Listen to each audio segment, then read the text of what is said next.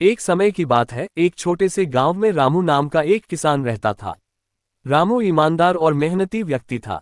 उसके पास एक पुराना गधा था जिसका नाम था हीरू। हीरू रामू का साथी था और दिन रात उसके खेतों में काम करता। हालांकि हीरू बूढ़ा हो चला था, लेकिन उसने कभी अपने काम में कोई कमी नहीं की। रामू भी उसे अपने परिवार के सदस्य की तरह प्यार करता था। गांव में कई दिनों से बारिश नहीं हो रही थी। फसलें सूखने लगीं और किसानों के लिए मुश्किलें बढ़ गईं। रामू के लिए भी जीवन कठिन हो गया। एक दिन जब वह खेत में काम कर रहा था, उसने आसमान की ओर देखा और बोला, हे भगवान, क्या आप हमें कभी हमारी तकलीफों से मुक्त करेंगे? हीरू, जो पास ही घास चर रहा था, रामू की बात सुनकर सोचने लगा, क्यों न मैं स्वर्ग जाकर भगवान से पूछूं कि हमारे गांव की मुसीबतें कब खत्म होंगी। यह विचार उसके मन में आया, लेकिन गधा होने के नाते वह ये समझ नहीं पा रहा था कि स्वर्ग तक कैसे पहुंचा जाए। उस रात जब रामू सो गया, हीरू ने अपनी यात्रा की तैयारी की। उसने गांव के बूढ़े तोते से सलाह मांगी, जो बहुत बुद्धिमान माना जाता था। तोते ने कहा, स्वर्ग जाने का रास्ता कठिन है, लेकिन यदि तुम्हारा इरादा मजबूत है तो तुम्हें सफलता जरूर मिलेगी। तुम पहाड़ी के पास जाओ, वहां से स्वर्ग का मार्ग शुरू होता है। हीरू ने तोते की बात मानी और अगले ही दिन भोर में अपनी यात्रा शुरू की।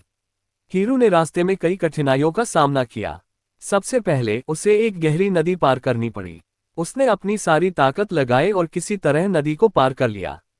फिर वह एक घने जंगल में पहुंचा जहां जंगली जानवरों का खतरा था। एक शेर ने उसे रोका और पूछा, तुम यहाँ क्यों आए हो, गधे? हीरू ने विनम्रता से जवाब दिया, मैं स्वर्ग जा रहा हूँ, ताकि भगवान से हमारे गांव के लिए बारिश की प्रार्थना कर सकूं। शेर उसकी ईमानदारी से प्रभावित हुआ और बोला, तुम्हारा उद्देश्य नेक है, जाओ, लेकिन सावधान रहना। कई दिनों की यात्रा के बाद हीरू एक सुंदर बाग में पहुंचा। वहां एक देवदूत खड़ा था। देवदूत ने पूछा, गधे, तुम यहाँ क्यों आए हो? हीरू ने अपनी समस्या बताई। देवदूत उसकी मासूमियत और दृढ़ निश्चय से प्रभावित हुआ। उसने कहा, स्वर्ग का दरवाजा तुम्हारे लिए खुलेगा, लेकिन तुम्हें एक परीक्षा पास करनी होगी। देवदूत ने हीरू से कहा, अगर तुम दूसरों की मदद कर सको तो तुम्हें स्वर्ग जाने की अनुमति मिलेगी। देवदूत ने हीरू को वापस जंगल की ओर भेजा। रास्ते में हीरू ने देखा कि एक पक्षी घायल होकर जमीन पर गिरा पड़ा है। उसने उसे अपने पीठ पर लादा और एक सुरक्षित स्थान पर पहुंचा दिया। फिर उसने एक बूढ़ी लोमड़ी को खाना ढूंढने में मदद की।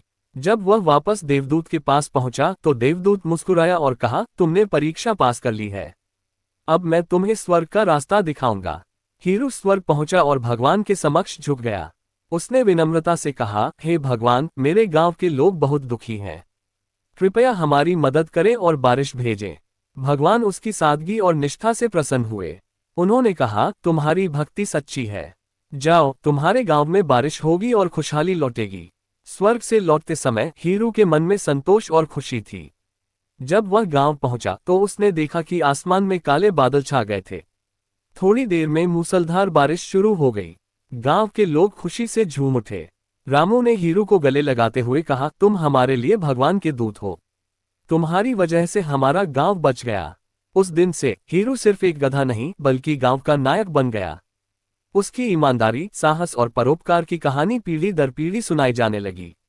कहानी हमें सिखाती है कि सच्ची भक्ति और निष्ठा से कोई भी कार्य असंभव नहीं है।